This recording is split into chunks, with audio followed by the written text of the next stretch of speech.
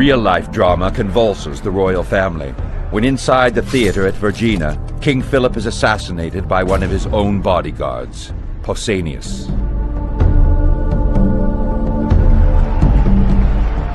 The story goes that Olympius is worried that one of Alexander's half-brothers and his cousin are being groomed for the throne instead of him. The one person who knows the truth about who's really behind Philip's assassination is the murderer himself, Pausanias. But he's killed by Alexander's henchmen before he can talk. The subsequent behavior of both Alexander and his mother is suspicious.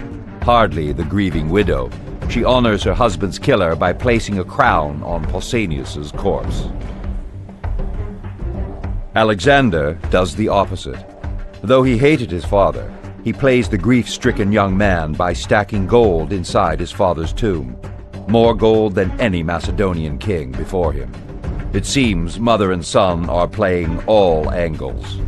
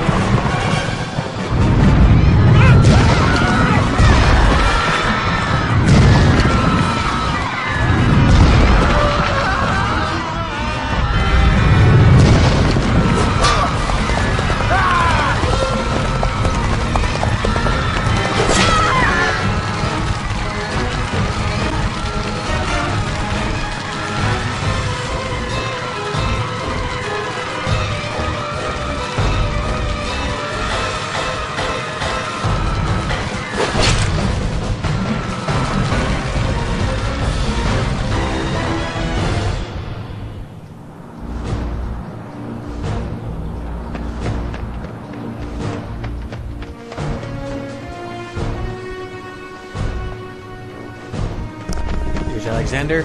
Your father, King Philip, has been slain! And General Memnon now advances, vowing to destroy this city!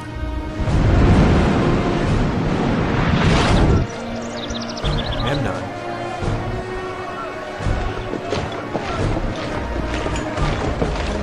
You must leave at once! Flee at once? That is your counsel. Young Alexander, you have much to learn. Men of Greece, let us stand and fight! It is my honor, Parmenion, to request your presence in battle beside me, as I seek to extend the grand tradition forged by the greatest generals such as you and my father, the slain King Philip. I come to unify. I come to rule, and in so doing wreak destruction upon Demetrius. Well, you've definitely come reeking of something, Alexander. Now, tell me why you are really here. I come to surpass my father in all that he ever tried, by expanding Greece's borders to lands upon which he never dreamed to set foot. A bold ambition. For a bold leader. That will only be determined in battle. Show me your worth by leading us to victory over Demetrius. Gather your arms, men of Greece! We march! Now! We march!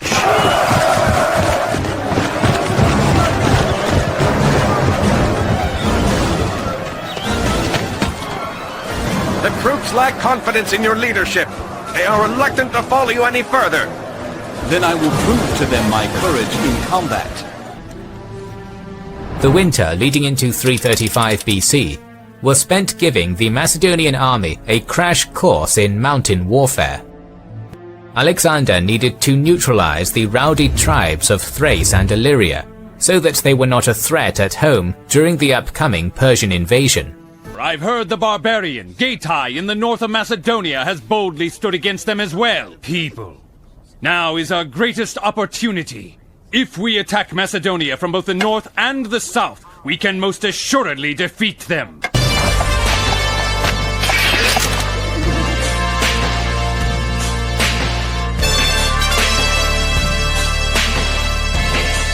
Assume the phalanx formation.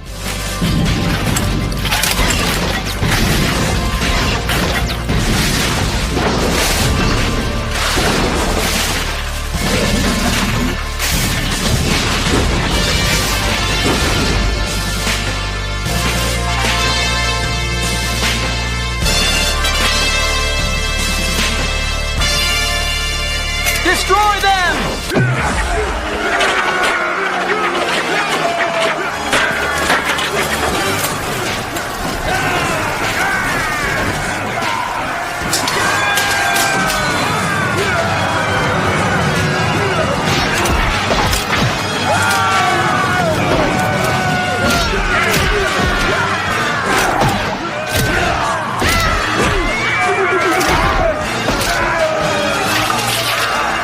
By that time, a formidable band of 10,000 nomadic Getae infantry and 4,000 horsemen had gathered on the far side of the Danube.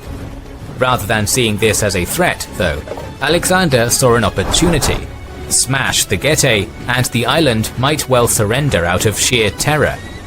But his army had to cross the Danube, and his small fleet was not enough. So Alexander ordered that every single native canoe and craft be gathered up, so that floats could be made from tents stuffed with hay. Thus provisioned with such a makeshift fleet, that night, masked by the darkness, Alexander boldly ferried 4,000 of his infantry and 1,500 cavalry across the Danube. Successful, he disembarked them on a section of the north bank, which was masked from the nearby Getae by tall fields of grain. Just before dawn, the king drew up his forces with infantry in front to flatten the grain with their sarisi and cavalry behind. The moment Alexander's strike force broke through the grain, the king personally charged his 1,500 cavalry straight at the Getae, while the terrifyingly disciplined Macedonian phalanx went forward in lockstep. Impacted by the fearsome companion cavalry and faced with the pincushion phalanx, the Getae collapsed and fled to a nearby town 4 miles from the river. But hotly pursued by the Macedonians, the semi-nomadic Getae mounted as many civilians as they could and fled onto the steppe. After leading his triumphant troops back to camp on the south shore, Alexander's prediction became reality. Sirmus and his Trebellians, awed into submission by this display of martial prowess, sent envoys of capitulation to the king. Macedonia is currently in a state of great turmoil. King Philip was brutally assassinated, and the rumor is that it was the young Alexander himself who was to have committed the horrible deed. Suspicion is spreading wildly in the royal palace. There is bickering and fighting throughout the grounds. You are all respectable citizens of Athens, and do you bow down before Macedonia? So, now is the time for you to rise up. Yeah! But Macedonia is strong. Calm your fears, everyone. King Philip II of Macedonia is dead, and the king's successor, Alexander. He's far too young and inexperienced to win at battle. You are a truly respectable citizen of Athens. Yeah, but what if we're all alone? What if we cannot do it ourselves? Listen, I assure you that we are not the only ones to rise up. I already know that the good citizens of Thebes have stood against Macedonia. The Thebes army? Thebes soldiers are brave, and they have gained strength with vastly more soldiers than they had 3 years ago. Trust me when I tell you that we do not need to fear Macedonia without King Philip. Almost immediately, the 20-year-old rookie king is put to the test. The city of Thebes rebels against Alexander and Macedonian rule. They consider Macedon an inferior nation of northern barbarians. Alexander marches on the city, which is protected by walls up to 8 feet thick. No one had ever broken through these massive defenses. Greek sieges in the 4th century BC essentially consisted of armies throwing stones at each other. using increasingly more sophisticated launching platforms. Got it? Thebes had catapults shooting stone balls. But Alexander escalates by using a relatively new invention, the ballista, a kind of bunker-busting siege engine. Alexander's weapon makes it possible for him to smash through the walls of Thebes, ending forever the protection cities had behind thick stone walls. From this point onwards, there was nowhere to run. There was nowhere that was safe from Alexander's army. More than 6,000 people in Thebes are slaughtered. A once great city is brought down by a young man just out of his teens. In Thebes, 30,000 survivors, including women and children, are sold into slavery. Alexander has terrified the rest of Greece into submission. They'll never rebel against Alexander again. Now, he's ready to terrify the known world.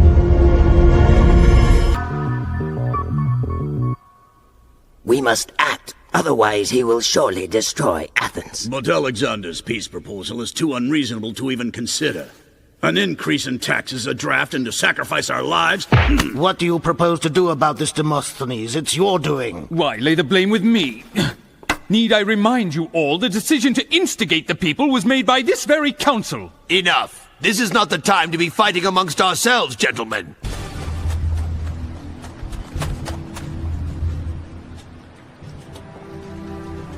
Word has come back. Your brother Tiberius and Memnon were seen fleeing to the east. Tiberius had donned the king's crown.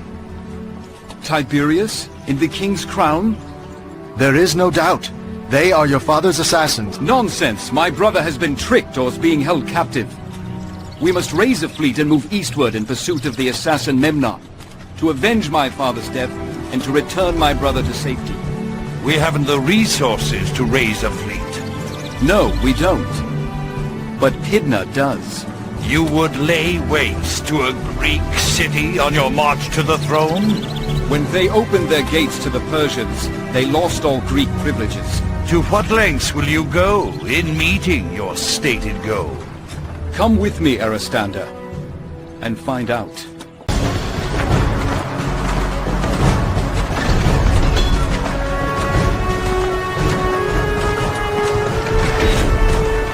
Word of your arrival precedes you, O great Alexander. Yes, we heard you might stop by on your way to conquering the world. Tell us, Alexander, how goes that bold quest? You can either lie down your arms and live to tell of my march, or you can stand your ground and find out the hard way. Very well. Do us a favor, though, and wake us when the rest of your army arrives. With what means will we defeat them with so meager a force? Through every means at our disposal, our wit, our will, our swords. All who dare resist shall fall in a manner similar to those fools from Pydna.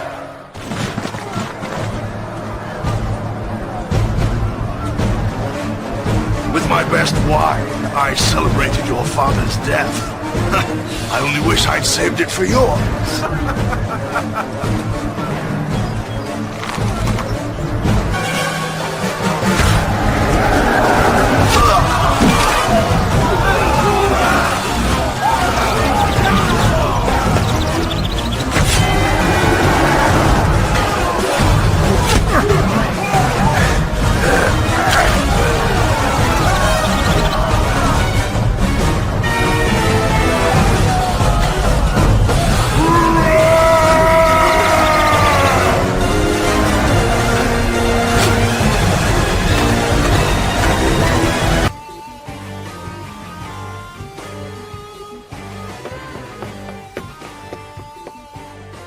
Macedonia!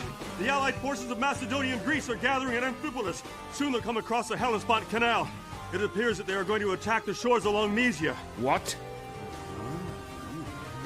We don't need to panic. No matter what that small country in the outlying area does, it would be impossible for them to even touch our vast empire. That is right. It is always the same pattern with them. They start a battle to try to get back their lost territory. We've been expanding our land by anticipating their plans. It's been the same every time. But I want to know, who is this so-called king who makes such reckless movements? Alexander, the king of Macedonia, is the commander of all forces. People say he is extremely intelligent, brave, and fearless. And according to the women, he is considered quite handsome. Prepare the aid force immediately, and bring back all dispatched forces. Arrange all troops to be ready for battle if necessary. Are you sure, Highness? We do not believe all the forces will be necessary. You heard what I said. Right away.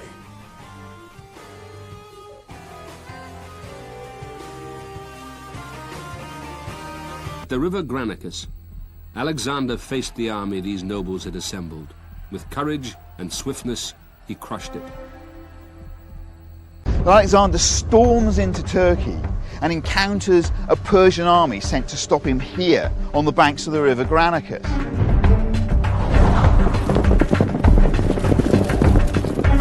And this is the first time that Alexander wins in typical style. 3,000 are surrounded and cut down. It's a bloody massacre. 2,000 more surrender, but they are sold into slavery by Alexander as a kind of warning not to cross it.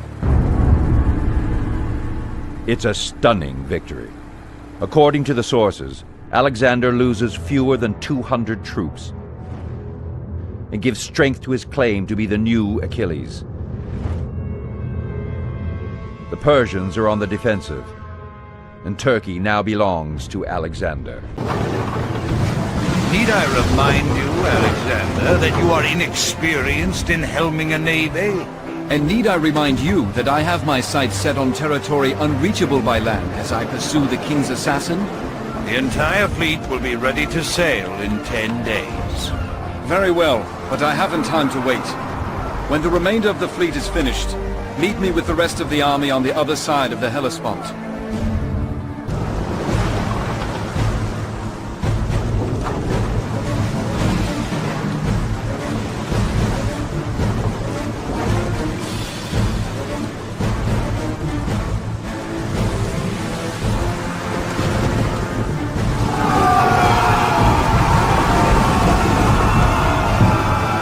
My lord, we have fallen foul of the entire Persian navy. Row hard, men of Greece! We'll break through this Persian gauntlet!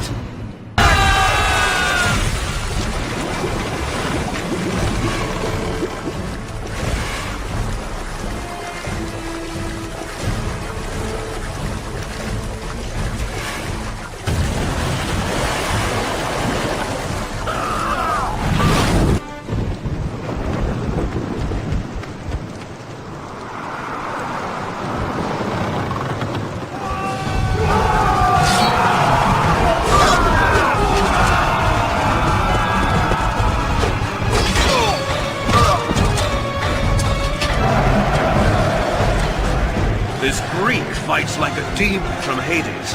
Tend to his wounds. I want him alive. This one will bring a high price in the Sovereign's arena.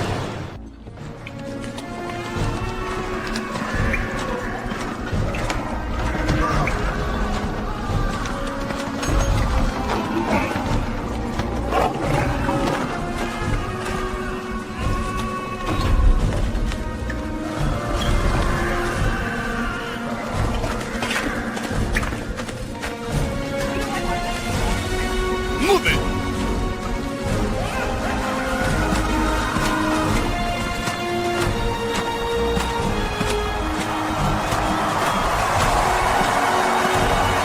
Today, fellow Persians, we have a wondrous spectacle for you.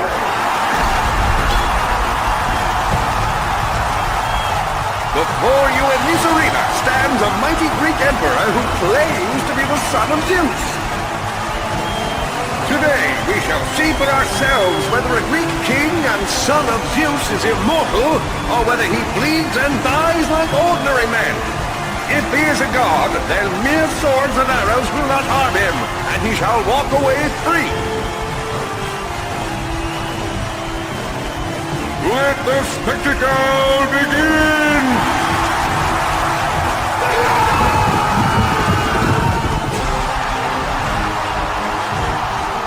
didn't actually think I'd let you live, did you, Alexander?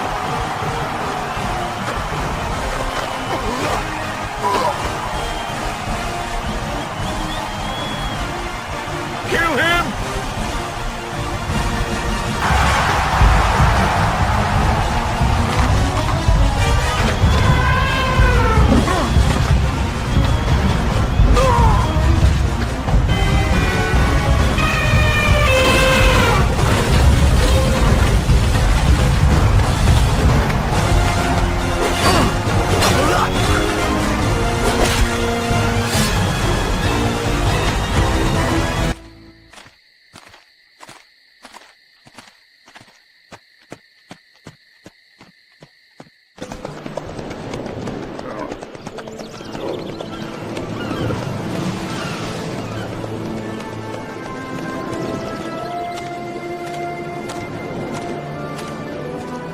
Alexander, you survived. Tiberius and Memnon continue their westward march, one of them posing as the king, rallying troops as they go. Alexander arrived with the army and occupied Miletus's landward outer suburbs without resistance, before establishing a blockade of the inner districts. Then, to reinforce his anchored fleet at Ladi, the king further fortified the island with Thracian skirmishers and a few thousand mercenary soldiers. The massive Persian fleet finally approached Miletus a full 3 days after the Greek fleet had made its base at Ladi. However, despite a numerical superiority of more than 2 to 1, and the empire's expert Phoenician and Cypriot crews, the Persians realized they would not be able to dislodge Alexander's navy from Ladi, nor easily deploy troops to bolster Miletus's defense. The 400 Persian ships were therefore forced to circumvent the Hellenic navy and anchor at an exposed suboptimal position of Mount Mycale, further from the city and cut off from any source of fresh water by parties of Macedonian cavalry. Making the decision to keep his inferior fleet on the defensive at Ladi, Alexander began readying his siege weaponry and infantry to breach the city fortifications. Macedonian ballistae and catapults began hammering the fortifications, clearing sections of the wall, and inflicting structural damage, while battering rams advanced to create breaches up close. The main body of infantry was drawn up as this assault was ongoing, standing ready in preparation to rush in and widen any gap in the Milesian defences. However, due to the strength of the garrison and abundance of missile fire, the initial Macedonian attack was blunted with relative ease. Arrian relates how the nearby Persian navy, although unable to resist, were close enough to see Alexander's men advancing against their isolated allies across the bay with the naked eye. As time went on, the land attack gradually began making progress. Small punctures were made, missile stores ran low, and the defenders were placed under ever-increasing pressure. All that the Macedonians required was something to tip the scales, and Miletus would be theirs. Seeing that the king had launched his assault from the land, Admiral Nicanor embarked his ships from Ladi and sailed them into the Milesian harbour mouth, tightly packed in an ostensible attempt to prevent any Persian move to relieve the city. It had a far greater effect than that. With their walls near crumbling under Alexander's assault, this quasi-attack prompted a total collapse. The Macedonian army subsequently managed to get inside the city, primarily killing soldiers, but also civilians who might have been in the way. Of the Milesian defenders, just 300 mercenaries and a scattering of other warriors managed to escape to a steep-sided islet slightly offshore. When they surrendered soon after, Alexander granted them the mercy he had learned at the Granicus. The citizens who had survived the brief spate of violence were also left alone. Unable to prevent the fall of the city it had come to reinforce, and successfully prevented from foraging ashore, the still formidable Persian fleet sailed to Samos, restocked with whatever they needed, and then returned to Miletus, looming in open water close to the harbour entrance. 5 Persian vessels were sent as bait to lure Alexander onto the open sea, but a swift hit-and-run assault by 10 Greek triremes destroyed one of them and sent the other 4 running back to the main fleet. Unable to accomplish anything of use, the great king's armada weighed anchor and sailed south to Halicarnassus. We've learned of a Persian strategy. They are building an invasion fleet at Halicarnassus, and it is soon to set sail. We must return home to defend Greece. If such a fleet does in fact exist, we serve Greece best by sinking it to the ocean floor. We are making great progress against the Persians, and they would like nothing more than for us to scurry home. The troops are all of one mind. We are going home. May the gods be with you.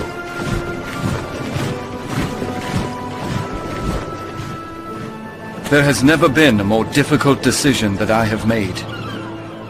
If you are to become the king, Alexander, you'd better get used to making such decisions. It was at this moment in mid to late 334 that Alexander made the strategic decision to disband his fleet. Not only would such an unconventional course of action relieve Alexander of having to bear the massive cost required to maintain said ships, but in truth, he did not totally trust their Greek crews. Moreover, the king was pragmatic enough to realize that he could never hope to match Darius's naval strength on the water with or without a fleet of his own. Alexander judged that investing everything in a land campaign was his best shot at success.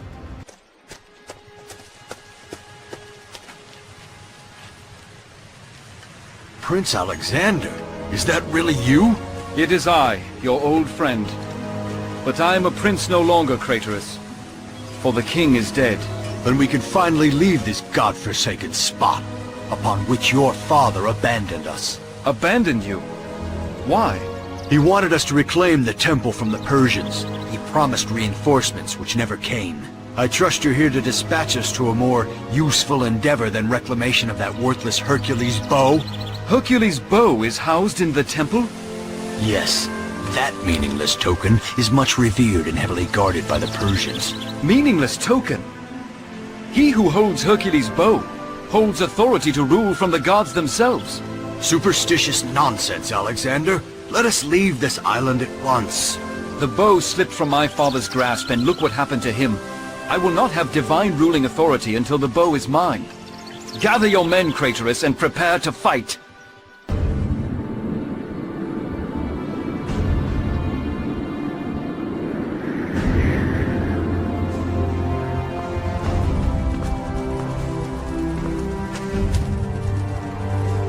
The Persians have been here before us. Memnon and Tiberius among them. They were here? Memnon and my brother? Yes. They've slain the priests and made off with the bow on an eastbound fleet. Both men know of its power.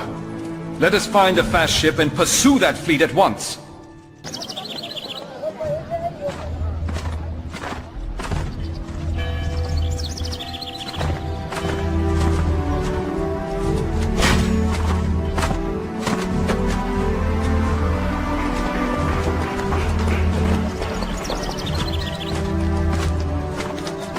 How is it that you come to wear the crown of our slain father, Tiberius?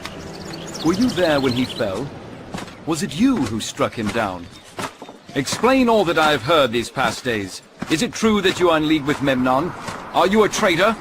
It was our father who was the traitor, Alexander. It was he who was in league with Memnon. Yet it is you who has been seen fighting at Memnon's side. You who assisted him in securing Hercules' bow. It can all be explained. I am innocent, Alexander. That will be properly determined in due course at tribunal. I welcome the opportunity to clear my name, to state my case in full. And I welcome the opportunity for you to do so, as I hate to think that my blood is capable of such treachery. But now we must make haste in pursuit of Memnon's fleet, which is on its way to Greece. Take the prisoner away. Persian seaborne might was a firm threat that had to be dealt with, or it might expand the war to a second front in Greece, or even inspire rebellions at home. So, rather than attempting to oppose Achaemenid naval hegemony in the eastern Mediterranean by vainly headbutting it with ships of his own, Alexander instead devised a plan to conquer the ships from the land. He would embark on a Herculean endeavor within his already titanic campaign, marching inexorably down the Mediterranean coastline and capturing coastal cities from which the Persian navy operated. The first victim of Alexander's new strategy would be Halicarnassus, where Mausolus's eponymous mausoleum was constructed a few decades earlier. Set in a natural amphitheatre, Halicarnassus was heavily fortified, possessed a fantastic harbour, and had its garrison swollen by native troops, alongside several thousand mercenaries under Memnon of Rhodes' command.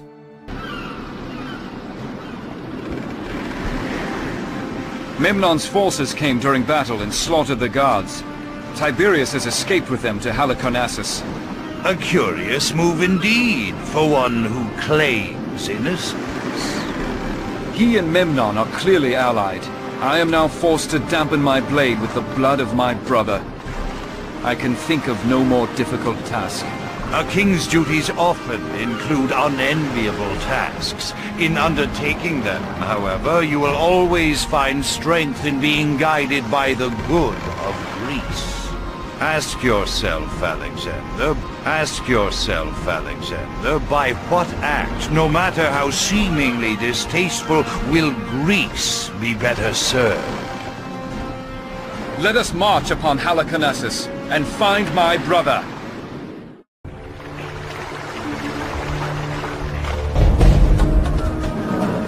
Your brother continues his bloodthirsty march. I will head for Tyre, in the heart of the Persian territory, and will raise an army in the surrounding countryside, such that Alexander has never seen.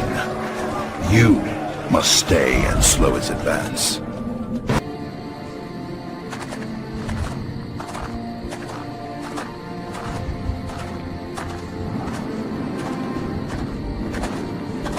It appears we have arrived at a fitting spot for our recuperation. An encampment for the crippled. Yes, but you should know that such was not always our lot. We were once proud soldiers under King Philip, until we were captured. When Philip refused to pay our ransom, the Persians named a new price and hacked off our arms. My father abandoned you here? You are the son of King Philip? The man who exiled us to this spot? The man who deemed us useless? Yes, but understand that I am a different man than he. I would be proud to enlist your services as I march against the Persians. But we are nothing more than cripples. I would rather take to battle an army of one-armed Greek warriors than an able-bodied force from any other nation. Clearly it is better to die in battle than to live a life such as this. Good. Then in the morning we will close in on Memnon and Tiberius, and I will see that you return home with honor. Alexander arrived with the army.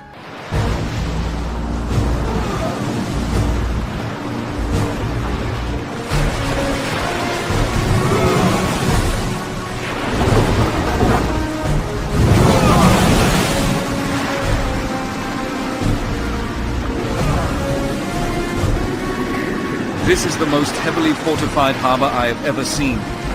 If that fleet launches, all will be lost.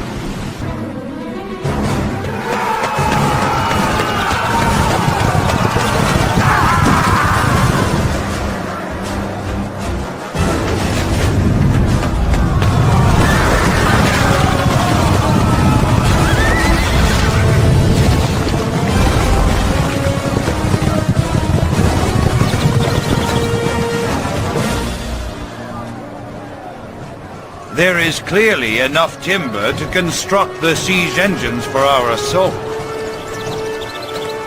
But if I may be so bold to suggest an alternate path, we've captured an escaped Persian slave who claims knowledge of a secret way into the city through a small cavern in the wall.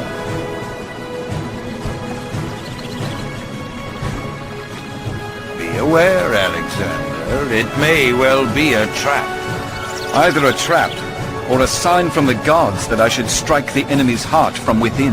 Allow me to determine whether it is a trap. I will lead a small band into the cavern. And what kind of leader would I be, ordering my men to go where I fear to tread?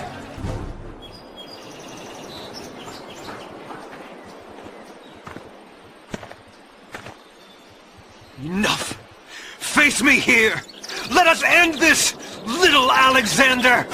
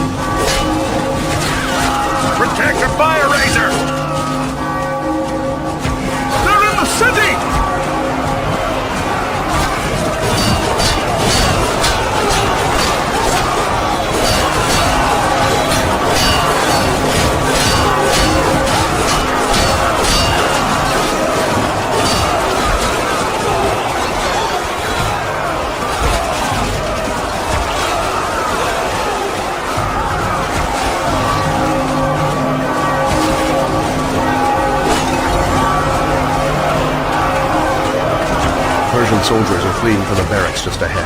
A catapult barrage will finish them.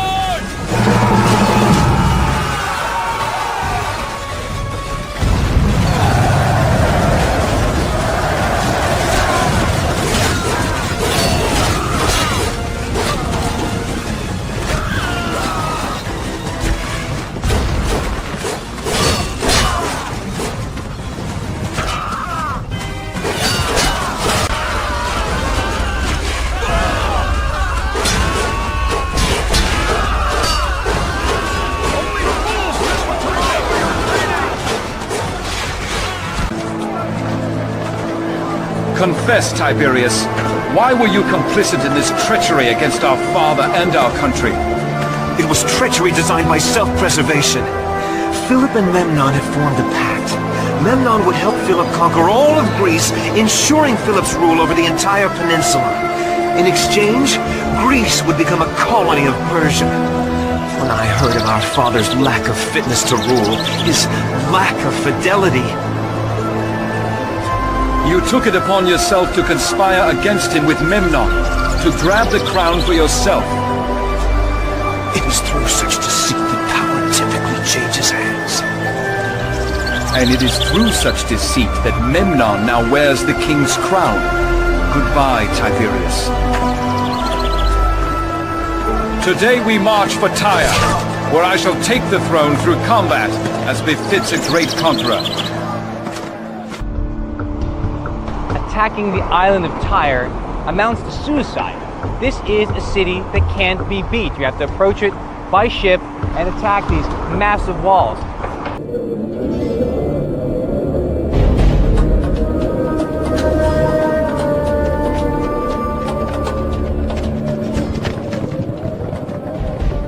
A messenger arrived this morning. Halicarnassus has fallen. Tiberius is dead. I expected as much. If the Greeks capture Tyre, they will control the entire Mediterranean.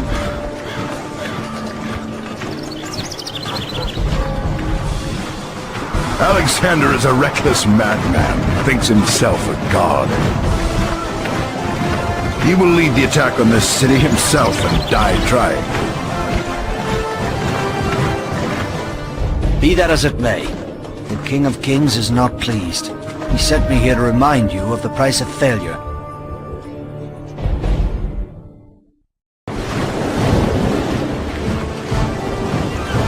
How many ships can we bring from Halicarnassus? Perhaps a few dozen.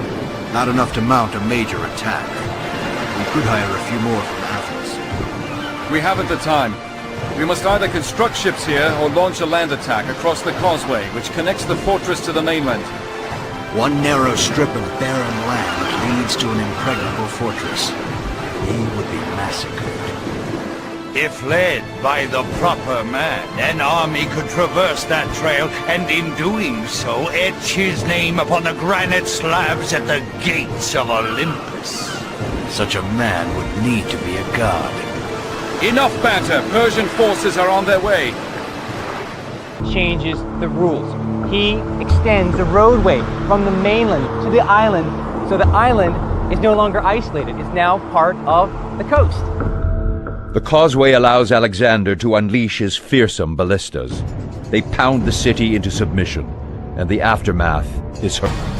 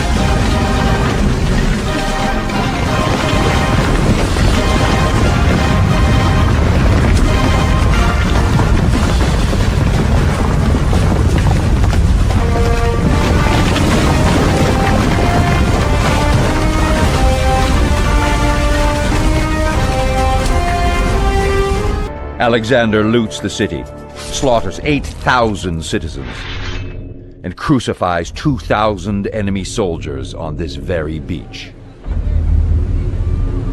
Alexander's brutality, raping women and killing all the prisoners, sends shockwaves through all of Asia.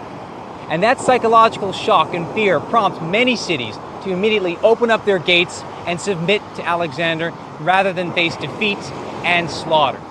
The message is clear: do not mess with Alexander. Send a man to reclaim the crown from that Persian's head. My king, you have shattered Persia's grip over Greece. The riches of the Mediterranean are yours. Now that you have achieved the impossible, shall we be returning home? The world is my home, Aristander, and I shall not rest until the borders of Greece have reached beyond the distant, unnamed seas.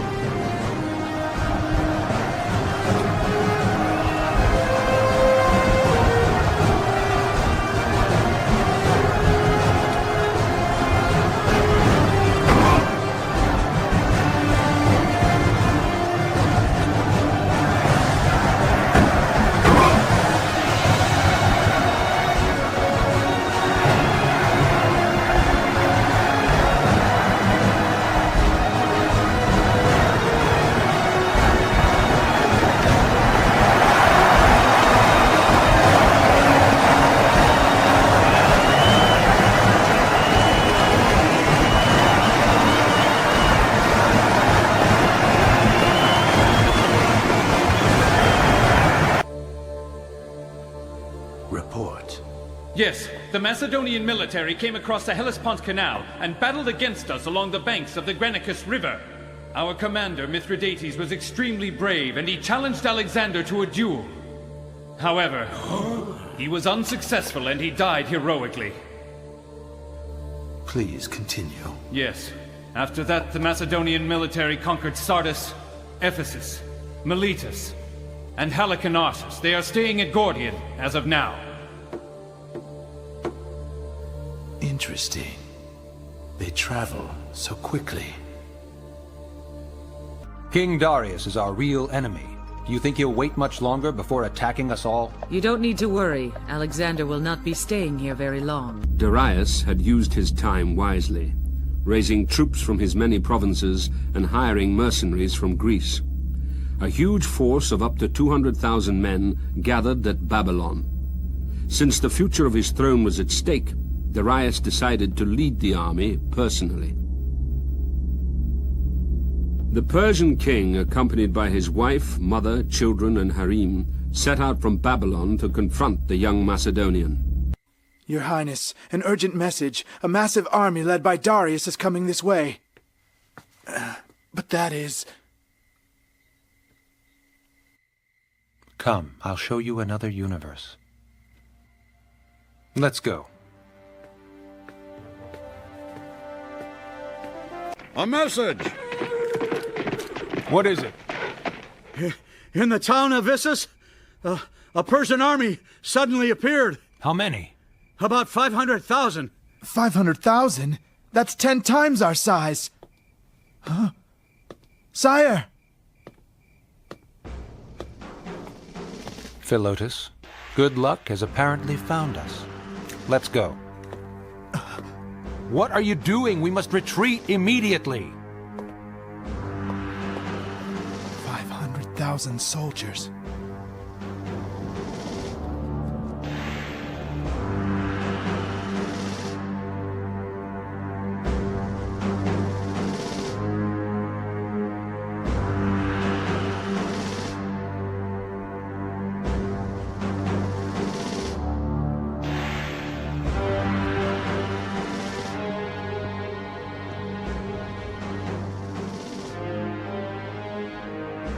Young men from Macedonia, I praise your bravery for coming here.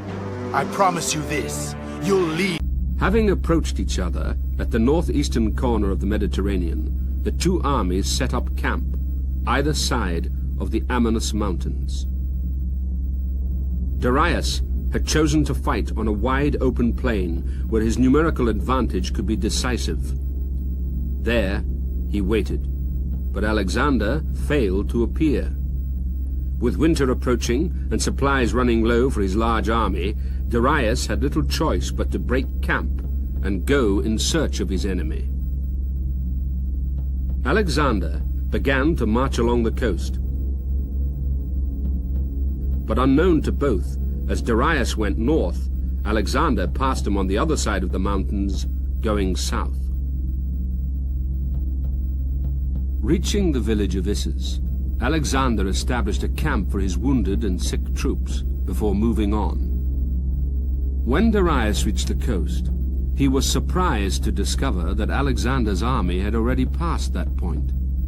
Hurrying after him, he arrived at Issus, where he had the hands of Alexander's sick troops cut off so they would never fight again. Then he continued south, until stopping on the northern bank of the river Panaris. Alexander was amazed when informed that the Persians were only a day's march behind him. But unperturbed, he simply turned his army around. Alexander, how should we fight? Attack at night. The only way to overcome such an immense difference in forces is to attack using the cover of darkness, O great king.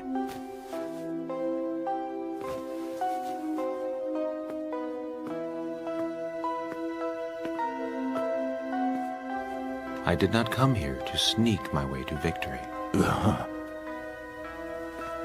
But sire... Huh? By the way, what is your opinion? At each battle, the Granicus River, Miletus, and Halicarnassus, they blended in with our soldiers and then attacked him. The assassins from the Pythagorean cult. And they only have one target, Alexander. It's rather alarming to continue traveling on with an unknown number of enemies integrating amongst us. But Alexander doesn't seem the least bit concerned. At any rate, it certainly isn't a good idea to talk about it now. The soldiers may very well panic. Under ordinary circumstances, it's Hephaestion's duty, but on the battlefield, it's up to us to protect the king. There you are, father. Philotas, my son. Nice of you to join me. Something wrong, father?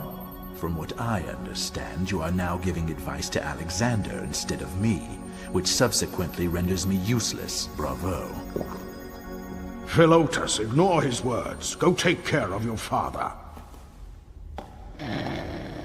As I have said to you before, father, your advice is simply too cowardly. Cowardly?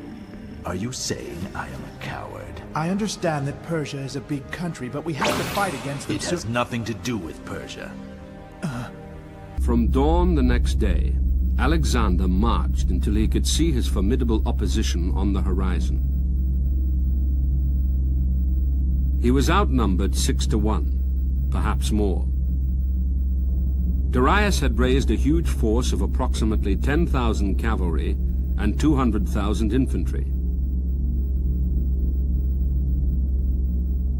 Alexander had over 5,000 cavalry, but only 30,000 infantry. He was nevertheless sure that before the day was out, his opponent's army would have been destroyed. Darius felt confident in his numerical superiority. He established his infantry in a defensive position on the edge of the steeply banked river, then massed virtually all of his 10,000 cavalry by the sea. This cavalry was to launch an all-out strike across the shallow river mouth and encircle the Macedonians from behind.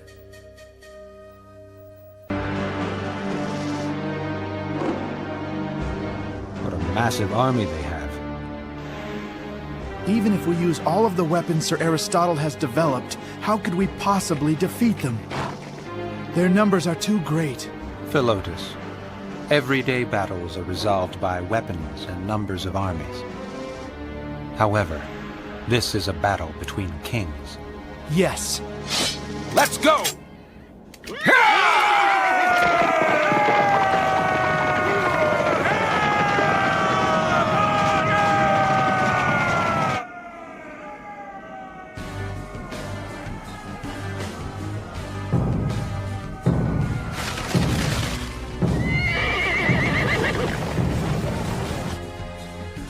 Do you see that?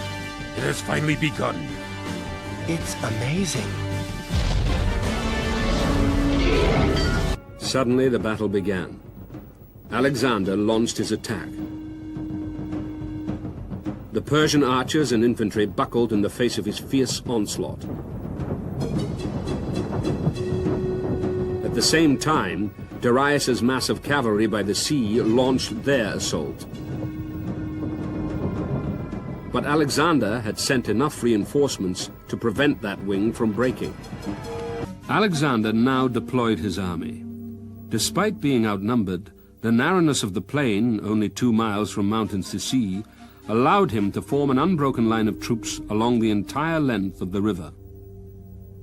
Alexander had seen where Darius intended to attack and encircle him, and so he sent as much cavalry as possible to strengthen that wing and hold off the Persians. But to win the battle, he'd have to launch a successful attack of his own.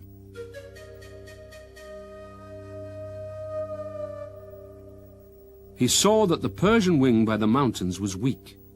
If his cavalry could break the enemy lines at this point, it could make a direct assault on Darius himself.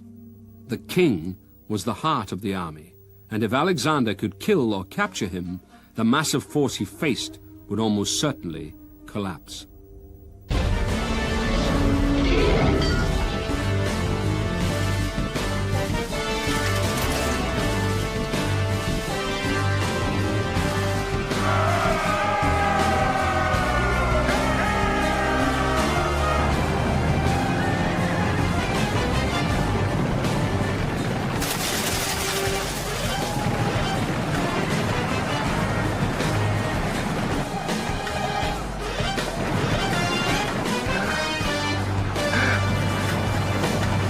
Now!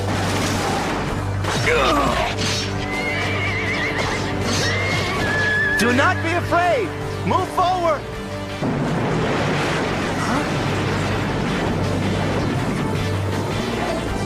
What on earth is that thing?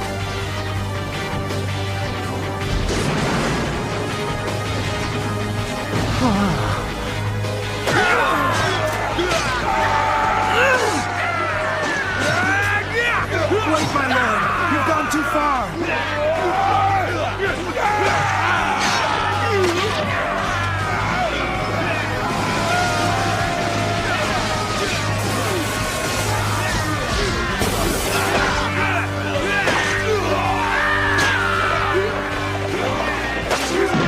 Sire, wait!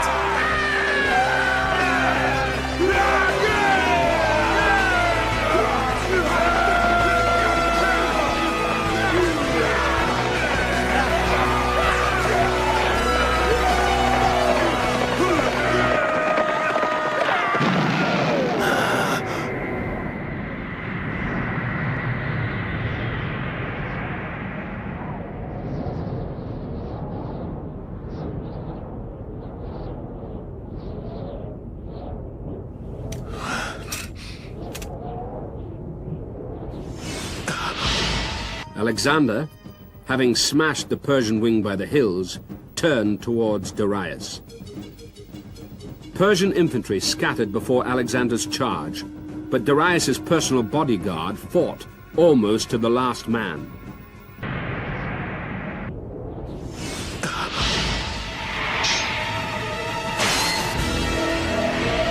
Pythagorean cult! Can't be!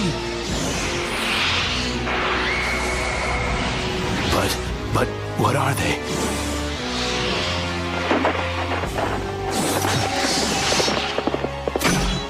Order the retreat. Those things do not belong in our military. But this is our chance to win the battle. Nothing should interfere in a battle between kings.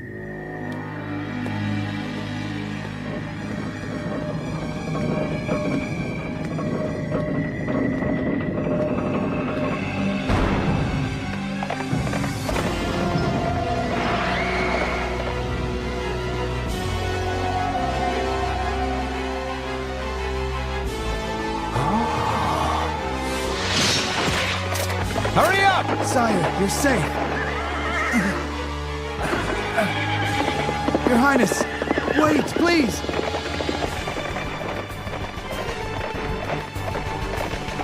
Sire! Stop him! Sire!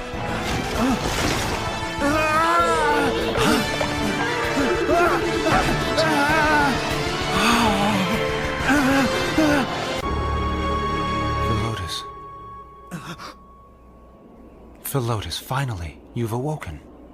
Sire. Philotas, it's good to see you. That was a close call. Are you all right? You were very lucky you were saved by the king.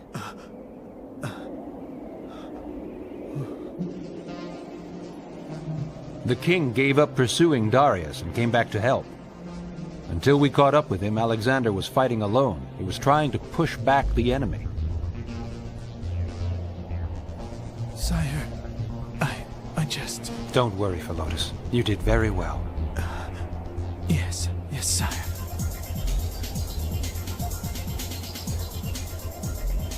Alexander the Great led his men to victory against an army that outnumbered him by at least 6 to 1. This, the Battle of Issus. Resuming his advance, and after a failed Persian attempt to halt him at the mountain entrance, known as the Cilician Gates, Alexander took the city of Tarsus. Here the Macedonian advance was delayed. We're under attack!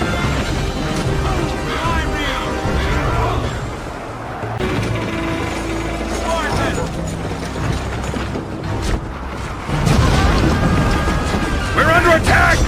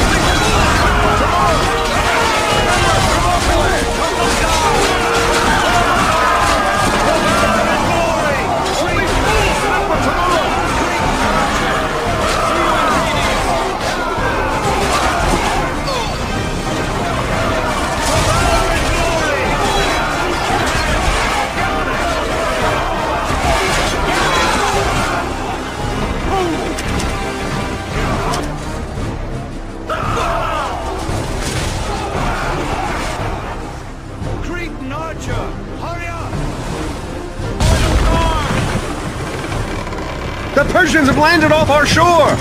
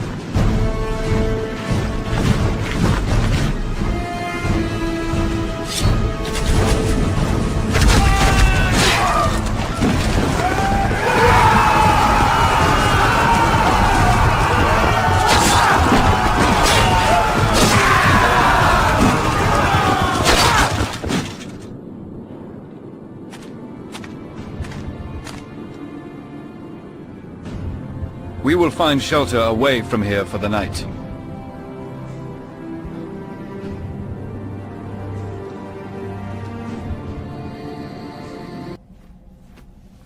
Your Majesty, I have a report for you. After the Battle of Issus, Alexander conquered Tarsus. Then he entered Egypt and went to the desert along the sea near Lower Memphis. They have been there for quite some time now. The desert along the sea. What do you suppose he is planning there? I do not know. As the Macedonians headed south towards Egypt in 332 BC, they accepted the surrender of several Phoenician cities, including Damascus. In the face of such examples, any further opposition crumbled. The Egyptians had never been willing Persian subjects, and they welcomed Alexander, who in turn offered tribute to their gods. Alexander then traveled to visit the oracle at Siwa, who confirmed him as the son of Zeus. In securing Egypt, Alexander completed the capture of the entire eastern Mediterranean coast. It's too dangerous to use all our military forces just for Alexander's army. Tell me, Sati Barzanis. Yes? I ask you, how would you go about destroying Alexander's army? I know exactly what to do. There is a particular place. We can win by attacking him at that exact point. Alexander's military force is in Egypt as we speak. Therefore, if we capture any part of the city along the shore, their supply routes will be cut off, and they shall be totally isolated. After that, we just wait until they weaken. Wait until the army weakens? That is nothing more than a loser's strategy. Have you ever seen Alexander's eyes face to face? Sire, I'm not sure what you mean. Have you ever looked into his eyes? No, sire, I have not. He looked into my eyes without any emotion. The eyes of Darius, the great king of Persia.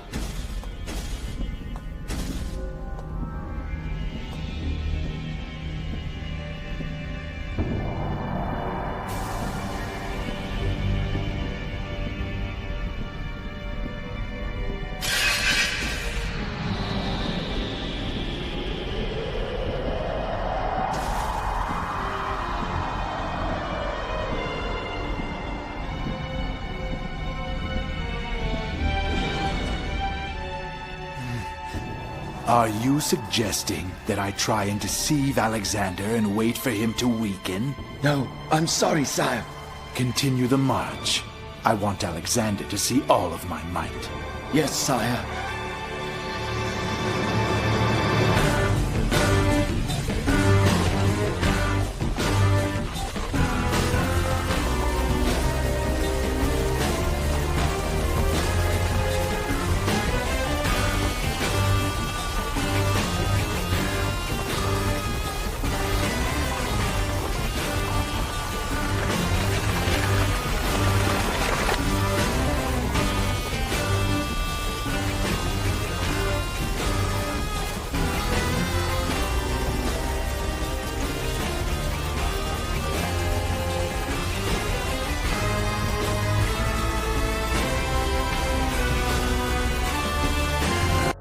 Encouraged by this apparent sign of weakness, the Persian king Darius gathered a great army of some 600,000 men and prepared to march in pursuit.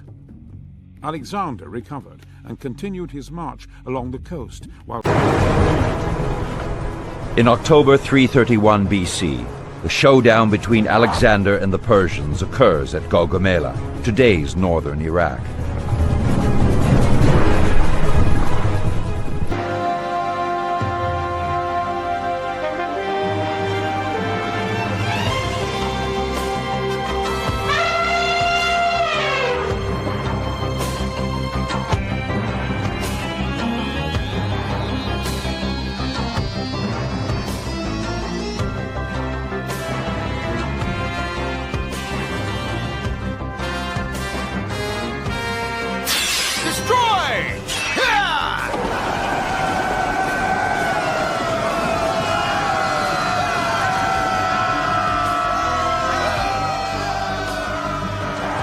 Forces advance!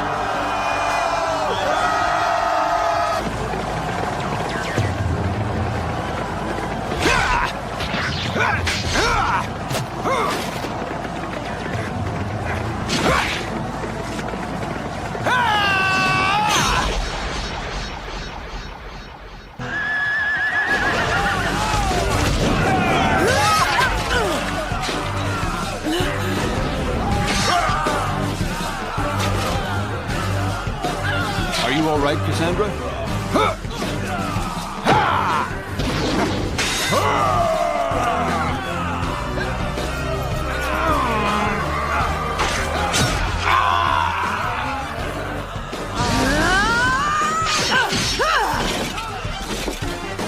Highness! Are you hurt? I will be all right. It is nothing. But Clytus...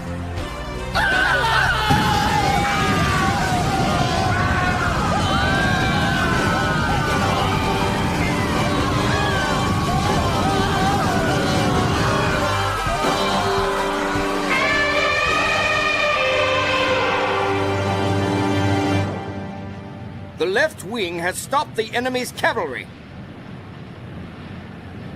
Excellent. Once we take away his speed, he will not have anything left to fight with.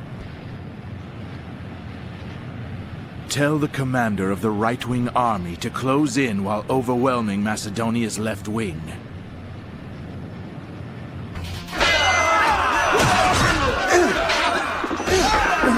We must stop this!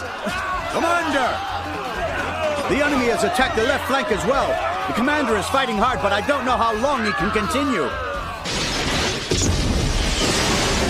You fools, what are you doing? You are losing the alignment. Left wing phalanx, you are advancing too fast. Bring them back. 7th unit alert. You are to advance from the right wing center, keeping the 4th formation. Stay alert.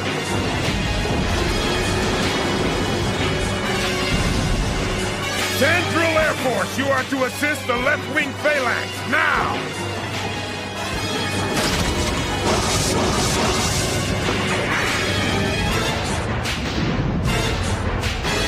In addition to a keen mind for military tactics, Alexander succeeds by combining his cavalry skill with infantry armed with a simple piece of weaponry. His Macedonian infantry is armed with the sarissa, a razor-sharp spear 18 feet long. His men face the enemy using a phalanx formation. The story goes that although outnumbered 5-1, Alexander maneuvers his small force with uncanny skill, and he personally leads his crack cavalry to punch a hole through the enemy lines at the critical moment.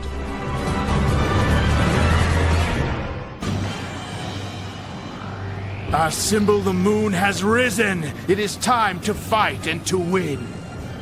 Forward!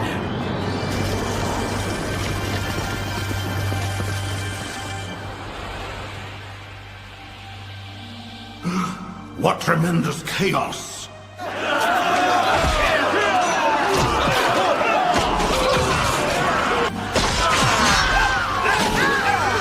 Alexander does not appear to be quite the man we have heard so much about. I agree. He is no match for our great King Darius. Hey, what in the world? Oh, the moon.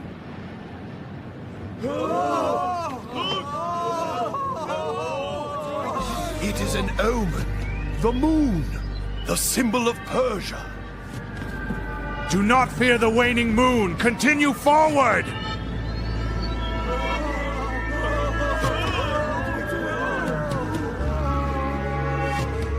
Look at that. What is happening?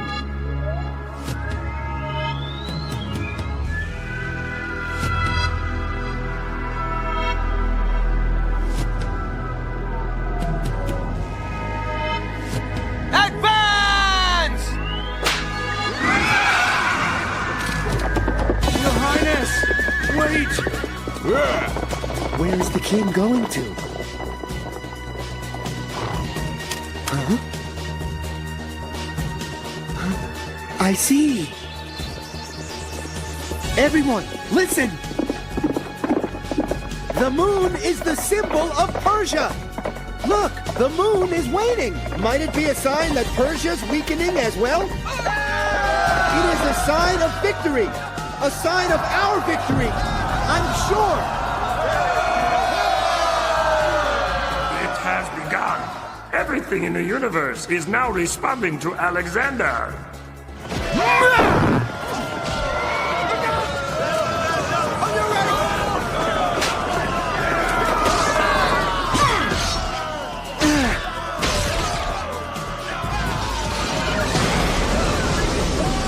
Great King Darius! The enemy is launching a counterattack!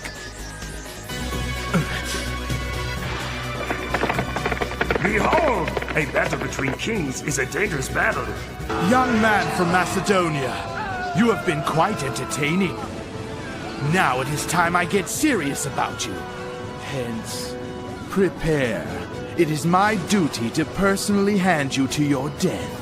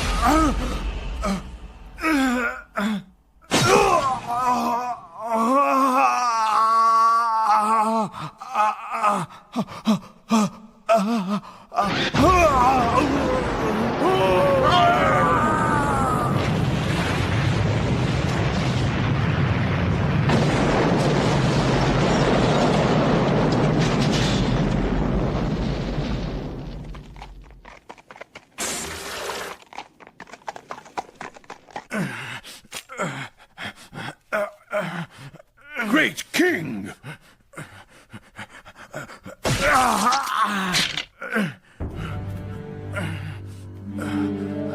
Great King! Darius!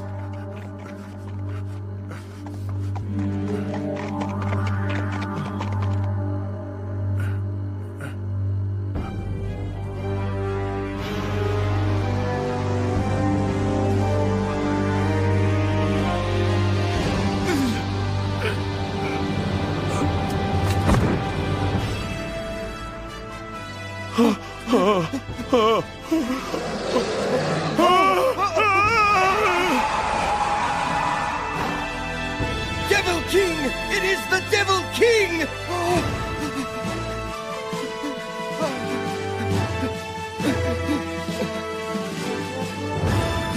Advance now! Victory is ours!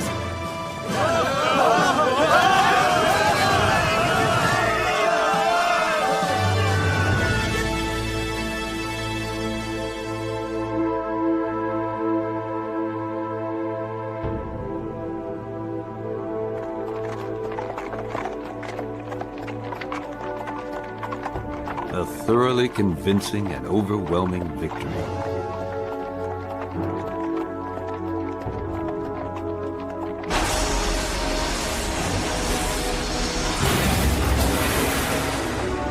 I wonder, was that really Alexander?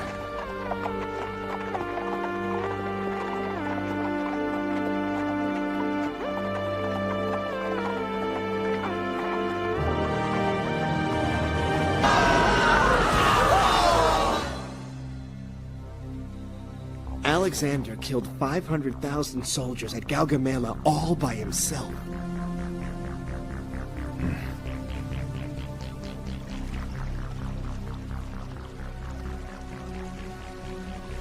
Clytus, together with Bucephalus, you shall be my speed. Among the prisoners were Darius's mother, wife, and children.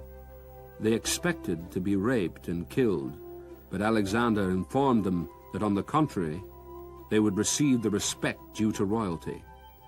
Then he concerned himself with his own men.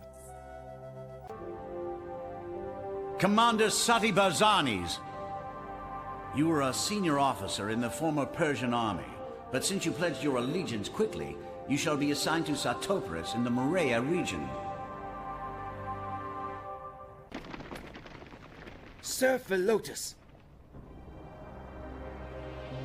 we wish to express our opinion to you. We have a grievance. What is on your mind? We were under the assumption once we defeated the Persians, we would return home. But it appears the Great King has no intention of going back. How far is he going to take us? Not only that, but it seems that he favors the Persians more than he does us. Why is the great king ignoring the loyal ones who have followed him on this journey? Don't speak like that. Rest assured, the great king will never forget us. I will not allow anyone to speak of this any longer. Do you understand? What's wrong, Philotas?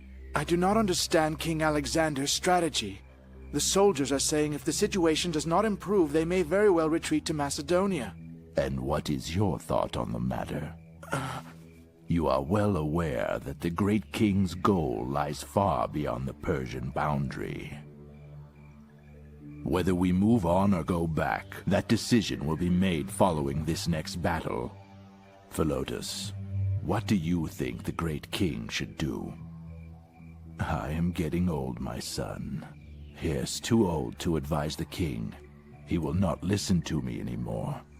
Philotas had bragged to Alexander that all his success in military campaigns was not due to his own genius, but to that of Parmenio, his general, Philotas' father.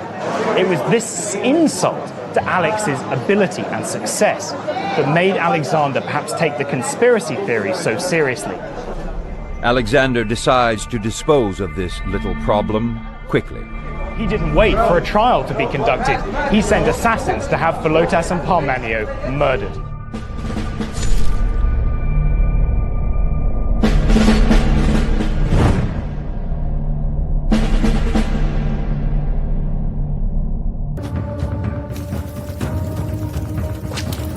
The culprits were branded, scourged, torn apart, and finally killed.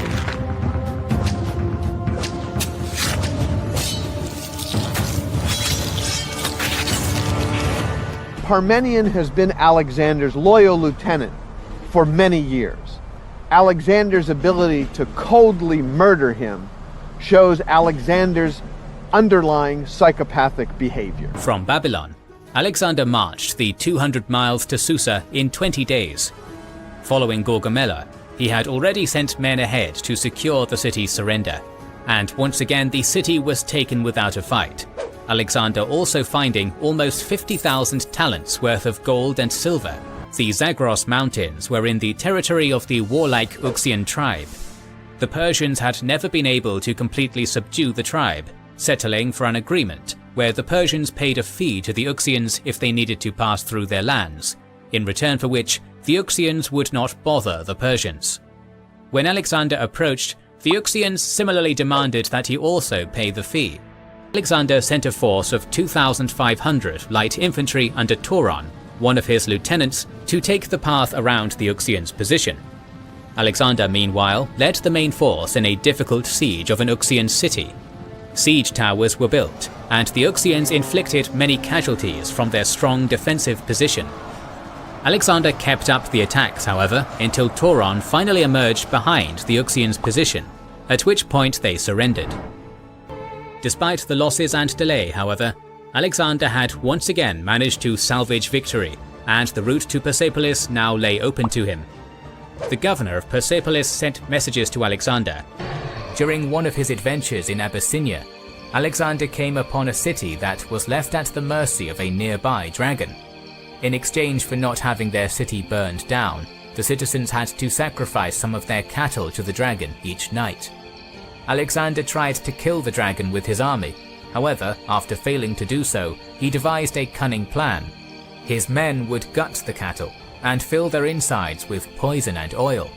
The dragon, unaware of the Trojan horse, or in this case cattle, devoured the sacrifice and was killed by his own flaming insides. The successive transformations suffered by the figure of Alexander in Syriac, Middle Persian and Arabic Islamic literature have formed the basis for the creation of Alexander's figure of a rightful Persian king of kings as he appears in the epic poems of Ferdowsi and Nizami. Alexander pushed further east towards Bactria. The Parthian satrap quickly submitted to Alexander, as did the satrap of Aria, Satybazanes. Shortly after Alexander had left Aria though, Satybazanes killed the Macedonian garrison stationed there and tried to incite a revolt, forcing Alexander to quickly double back to protect his rear. Just 2 days after the revolt began, Alexander had arrived on the scene. Satybazanes himself managed to escape to Bactria with 2,000 cavalry, but the troops he left behind were quickly surrounded by Alexander and killed. Alexander pushed on, taking Drangiana and preparing to spend the winter there. The satrap of Aria was once again stirred up to revolt by Satybazanes, who had entered the province with 2,000 cavalry. However, this time Alexander would suffer no delays, pushing onwards and sending Erigyius, one of his close friends, to put down the revolt, which he did after a difficult battle in which Satybazanes was killed by Erigyius personally. Alexander quickly subdued Arachosia, founding a city in the area in the process, before reaching the Hindu Kush, probably sometime in April 329. The 2-week-long crossing of the mountains was difficult, Alexander and his men trudging through deep mountain snow. Many of his men suffered from frostbite, some went snowblind, while others simply perished from the cold. Alexander, however, had chosen to take this particularly dangerous route into Bactria, specifically because it would outflank Bessus in Ionis. Alexander the Great and his army, for instance, were harassed by a pair of flying objects in 329 BC. Most of the soldiers fled the scene, but some of the hardier men stood their ground and tried to hit the discs with their arrows and with stones from their slings. Alexander quickly sent a force of 4,000 infantry and 1,600 cavalry, possibly under Ptolemy's command, to seize Bessus. When Bessus was captured, he was, on Alexander's orders, flogged, stripped naked, and bound in a wooden collar. Alexander handed Bessus to Darius III's brother, who had his ears and nose cut off, a traditional Persian punishment, before eventually having him executed in Bactria. His death meant that the end of the Bactrian-Sogdian revolt was almost in sight, with only a few local tribes in mountainous citadels continuing to defy Alexander.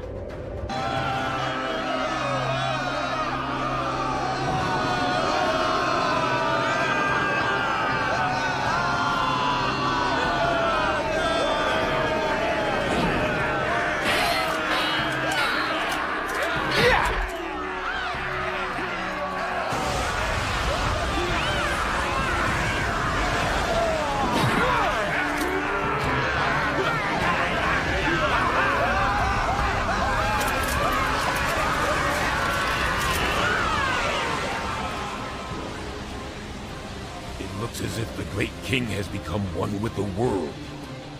Are you going to live as the Devil King of Destruction?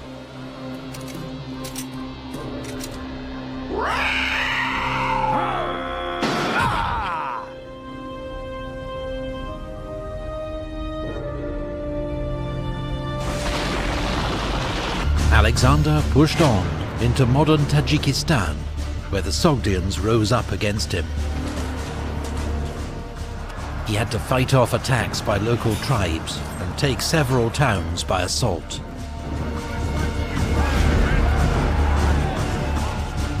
On the banks of the Jaxartes River, he founded the city of Alexandria Escate, meaning Alexandria the Furthest, so named because he had, at last, reached the limit of the Persian Empire.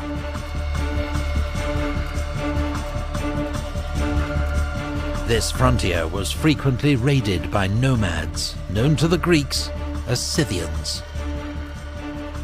Alexander lured them into a decisive battle near the Jaxartes.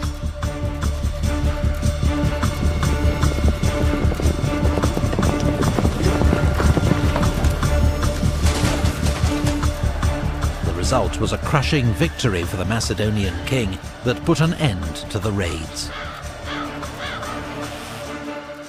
But fighting against Bactrian and Sogdian tribes continued, frustrating Alexander and tying him down in a difficult guerrilla war. In the spring of 328, the army rejoined at Marikanda.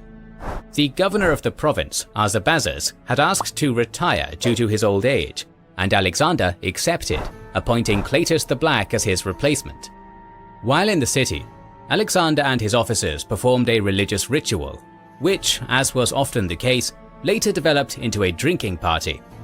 But as the evening progressed and all the men became drunk, some of the younger officers began to praise Alexander, comparing him to Heracles, to the annoyance of the older officers.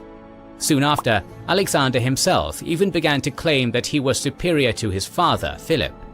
At this point, Cleitus, who had fought under Philip and whose sister had helped raise Alexander, spoke up, saying, "Alexander's deeds were neither in fact so great or marvelous, nor had he achieved them by himself, but for the most part they were the deeds of the Macedonians." Cleitus even began praising Parmenion and criticizing Alexander for allowing Persians into his court and embracing more Persian customs, at which point Alexander leapt up, calling Cleitus a coward. Cleitus retorted, "It was this cowardice of mine, however, that saved your life, god-born as you are," referencing when he had saved Alexander at the Granicus. Alexander lunged at Cleitus, but was held back by his personal bodyguards, who also discreetly removed his sword, trying to defuse the situation.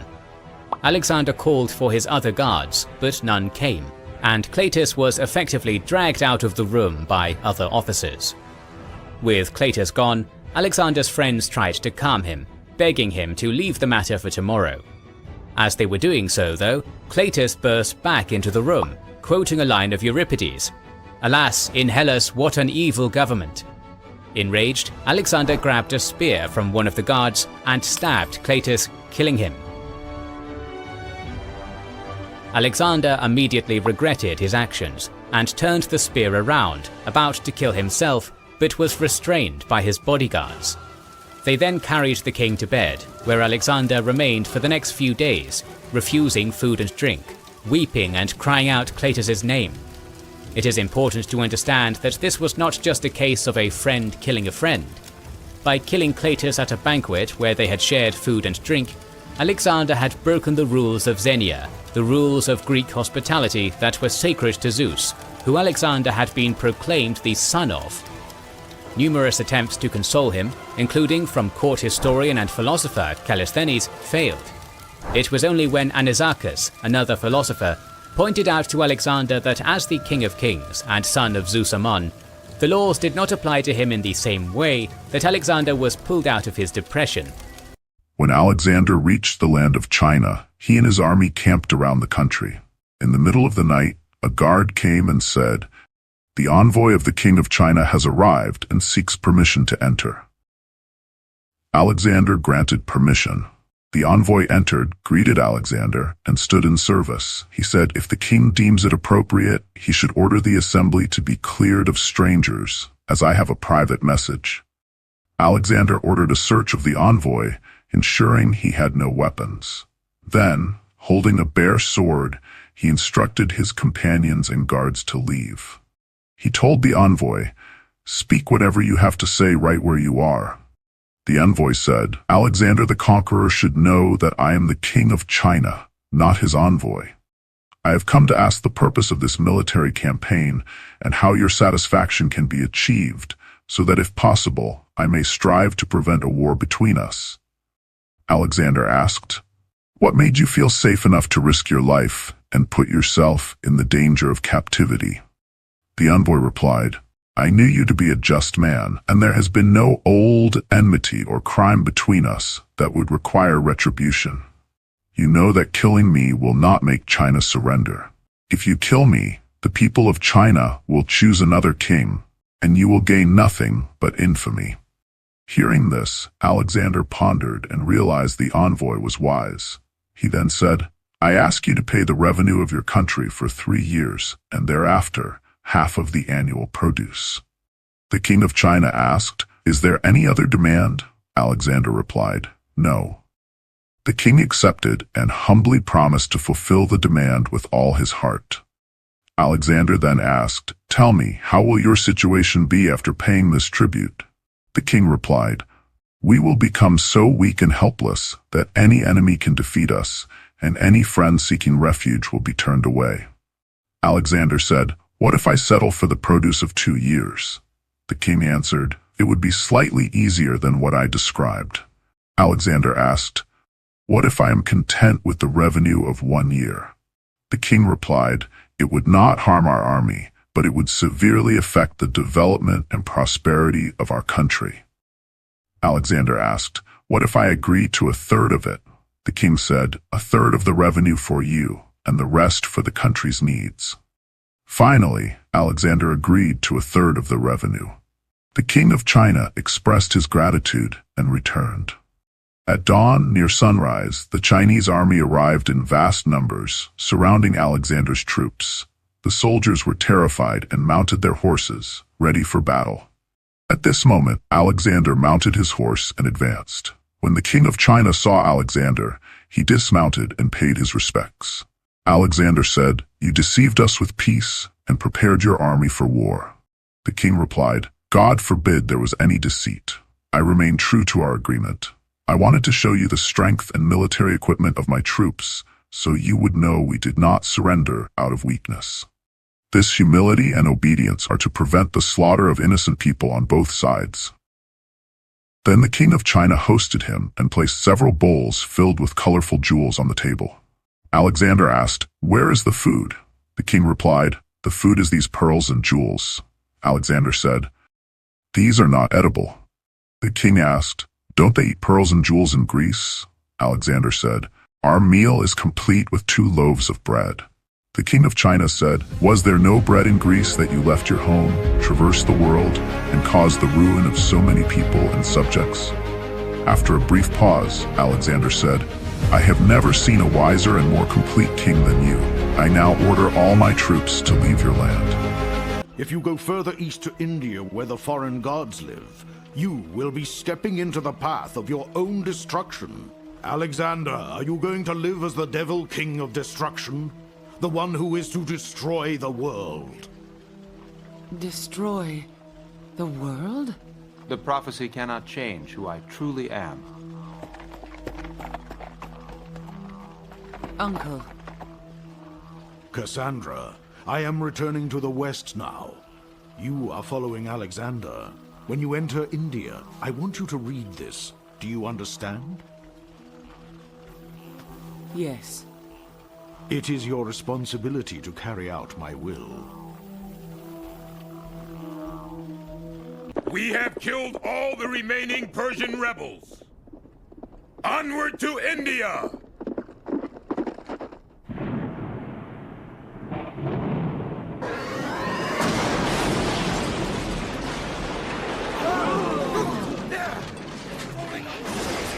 It is said that foreign gods live in the land beyond this point.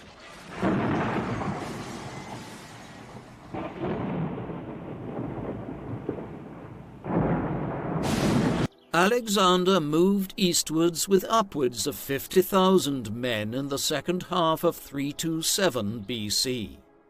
They headed into India through the Khyber Pass, though Alexander led a smaller contingent on a more northerly route to capture and fortify a fortress at Aeonos, near modern-day Piasa.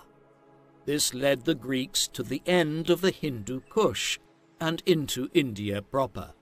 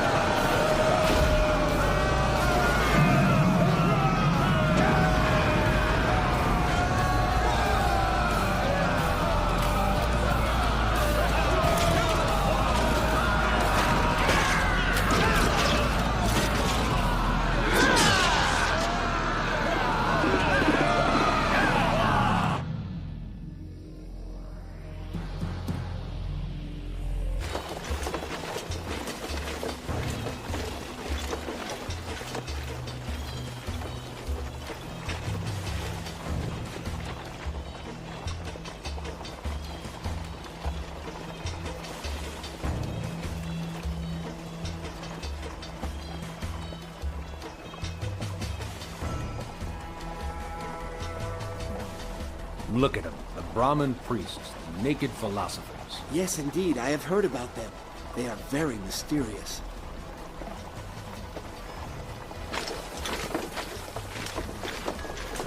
After a fierce siege, Alexander took the Ascanian capital of Massaga. According to legend, it was ruled by a beautiful queen, Cleophas, who bore Alexander a son and was allowed to keep her throne. He was now heading into the territory of a local king by the name of Porus, who ruled over what is now the Punjab region of northern India. The ruler of Taxila, near modern Islamabad, had formed an alliance with Alexander. Together, they marched to face Porus, king of Pauravas, at the Battle of the Hydaspes. What's that?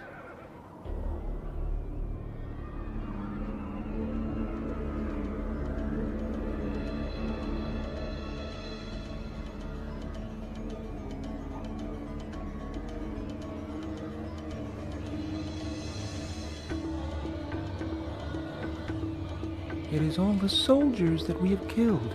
Does this mean that all of our battles in the past just increased the number of our enemy? Who is this King Porus who can lead this band of soldiers?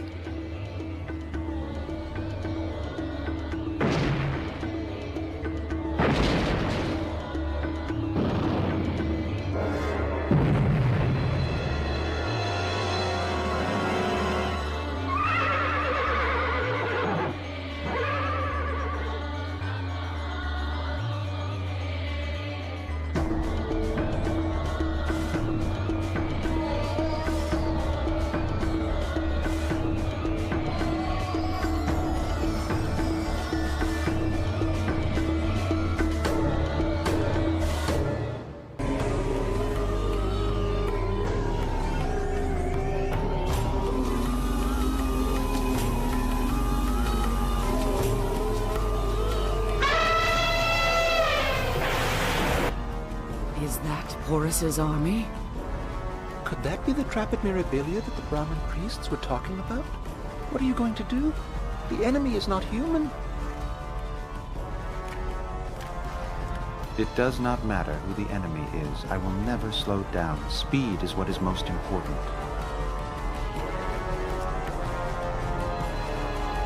Onward!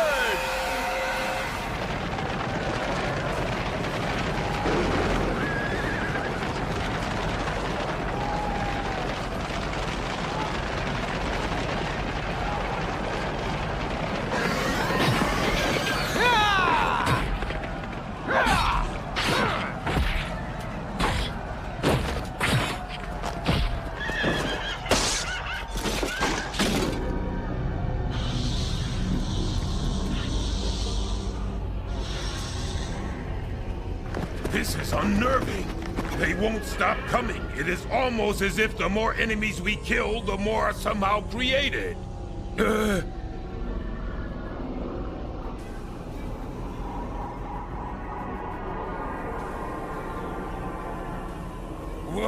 What's that?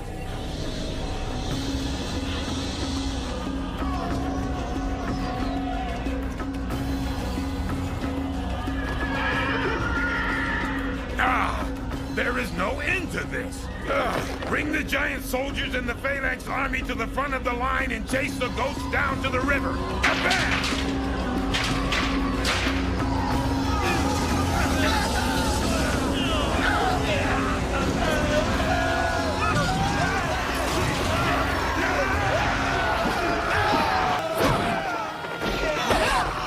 Cassandra! Cassandra, we must hurry!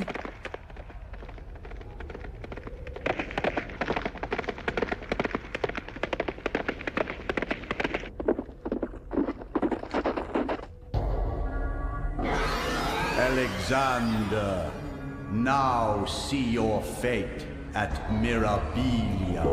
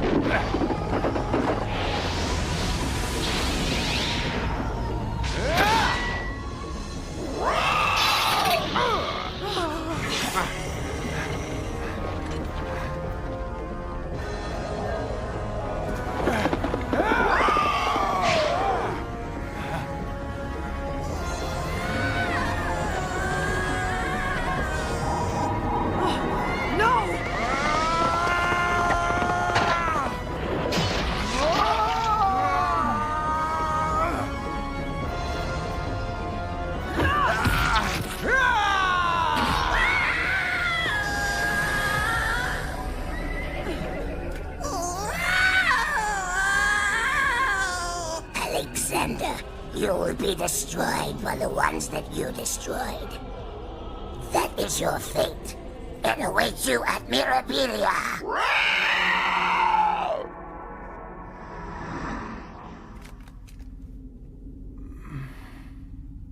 Protect Alexander? Cassandra?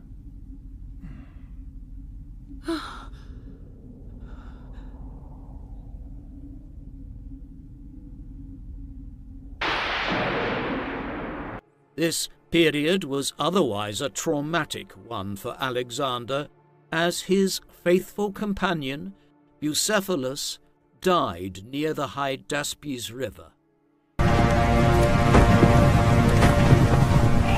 It was Alexander's costliest battle, as Porus's war elephants inflicted terrible casualties amongst the Greeks.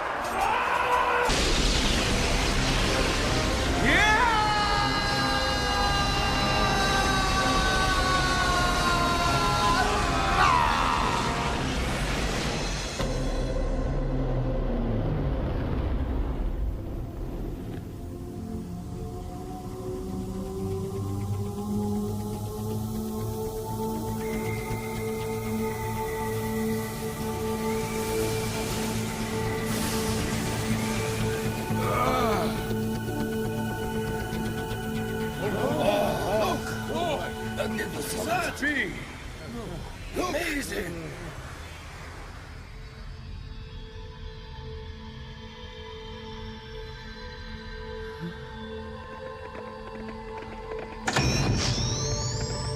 Great King Alexander! Ah! Great King!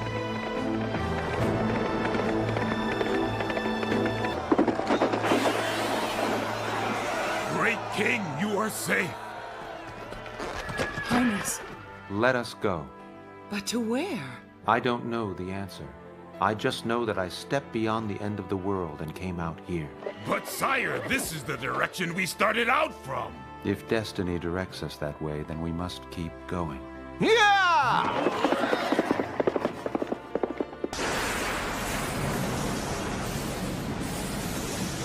Finally, we have defeated them. Yeah! Great King!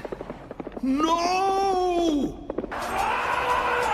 But despite Porus's fearless leadership, the battle ended in a decisive victory for Alexander, winning him control of the Punjab. Porus was captured in the clash, but it was a costly victory, and out of respect for the tactical nous of the Indian ruler, he reinstated him as a local vassal. In honor of his long-serving steed, when he founded 2 cities by the banks of the river, Alexander ordered that one of them was to be called Alexandria Bucephalus. Alexander wanted to push on into India, to reach the great river, which ancient Greek geographers said formed the edge of the world. In the summer of 326 BC, on the river Hyphasis, over 100 miles east of the Hydaspes, the army simply refused to go any farther. The troops were demoralized by over 2 months of monsoon rain. Because no one has ever gone this far before. And now we are weeks from the encircling ocean, our route home. We'll build a fleet of ships and sail all the way back down the Nile to Egypt. And from Alexandria, we shall be home within weeks. There to be reunited with our loved ones, to share our great treasures and tales of Asia, and to enjoy our imperishable glory to the ends of time. Follow Alexander!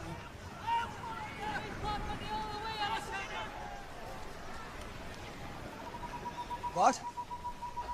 Silence? I lost many a man. Young ones never been with a woman. Some died of disease. Some were butchered in Scythia by the banks of the Oxus. Some died good. Some just didn't get no luck. But they died.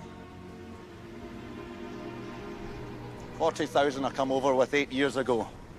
And we march after you more than 10,000 miles. In the rain and the sun, we fought for you. Some of us, 50 battles we've been in. We killed many a barbarian. And now when I look around, how many of them faces do I see?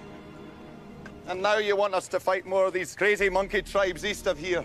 We hear talk of thousands of these elephant monsters. Across 100 more rivers. But you know there's no part of me without a scar or a bone broken.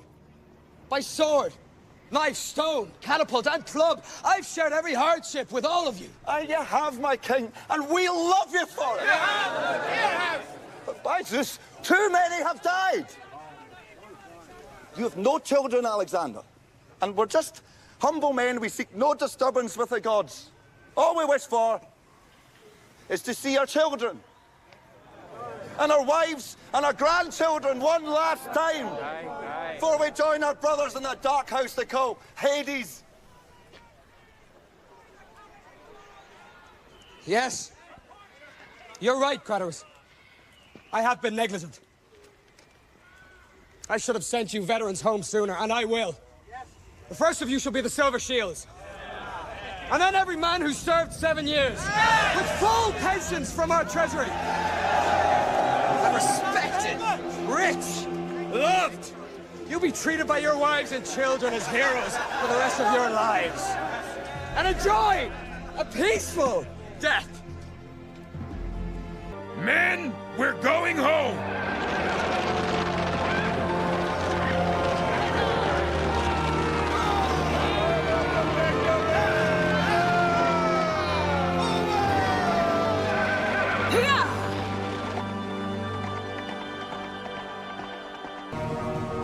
He followed the rivers of the Punjab to the sea, a journey that took 10 months.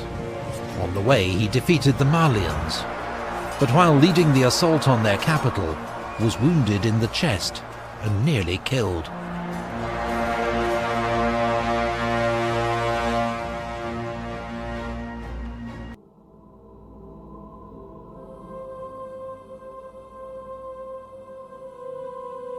Alexander. Alexander.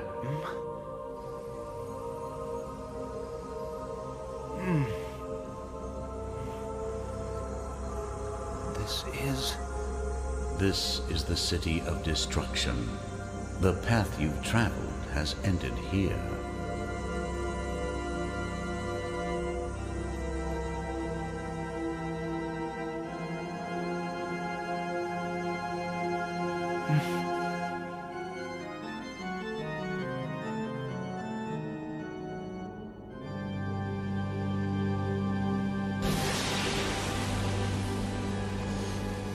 This is the end of the world, Alexander. Tell me this, who are you? I am a Brahmin priest. The only one who has been able to reach the end of the world. I am known as Pythagoras in Persia. I understood the fundamental principles of the universe, and I am the one who prophesied that you would become the Devil King of Destruction. My disciples targeted you in order to void my prophecy. They tried to stop the destruction of the world. Are you now standing against me as well? I did not direct them to stop the destruction. I prophesied a world which would have to be destroyed in order to be reborn as an entirely new world. It was my disciples who tried to undo the prophecy. Alexander, this is the end of the world. What are you going to do? I am moving forward. I am Alexander. Go on then, Alexander. All creation will be born from destruction. Meanwhile, Alexander led the rest of the army back by land through the Gedrosian desert, today in southern Pakistan. But extreme heat and shortages of food and water led to terrible suffering, and many deaths among his army. On his return to Persia, Alexander executed several of his viceroys and governors, men accused of ruling unjustly and robbing temples and tombs during his long absence in the east.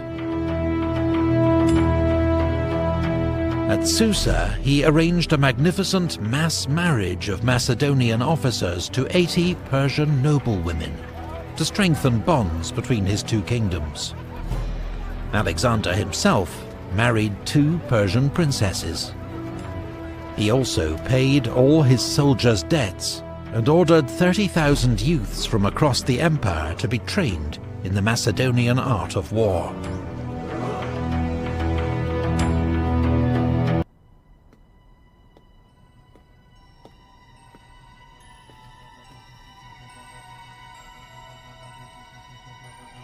First Philotas, then Clytus, then Hephaestion. They are all dead. I know that I am next, but I received a prophecy that I am to be king. It is my fate. It is my destiny.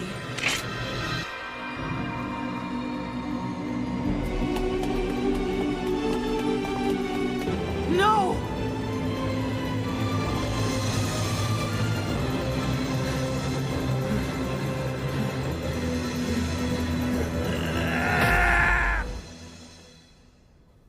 Even though you failed to kill me, your fate has not changed, has it, Ptolemy?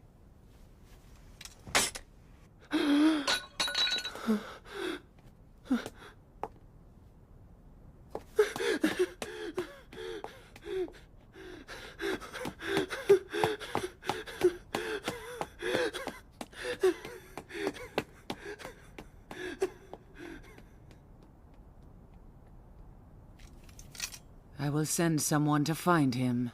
No need. Highness, what is it that you are looking at? The creation of the world. I am witnessing the world I destroyed being recreated and reborn right before my eyes. Alexander's Bactrian wife, Roxana, was now pregnant. But as he planned his next campaign to Arabia and beyond, he developed a sudden fever and died days later, aged just 32. The cause of Alexander's death has never been established. It may have been malaria, cholera, typhus, or poison.